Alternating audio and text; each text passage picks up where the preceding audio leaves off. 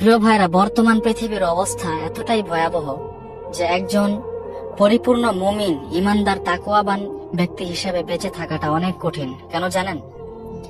কারণ এই যে ফেসবুক স্ক্রল করলে, তারপর অন্যান্য যে সোশ্যাল সাইটগুলো আছে, এগুলো স্ক্রল করলে ভালোটার পরিবর্তে মন্দটাই অনেক বেশি আসে।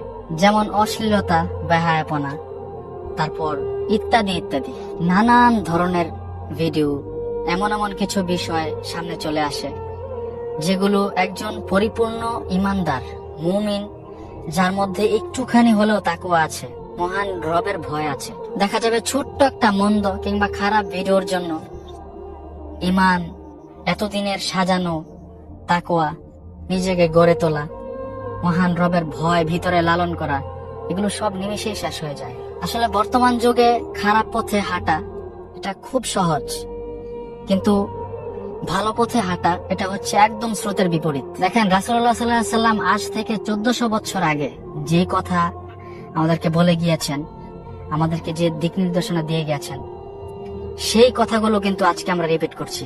তোমার মধ্যে যদি লজ্জা শরম না থাকে, তাহলে তুমি যা ইচ্ছা তাই করতে পারবে।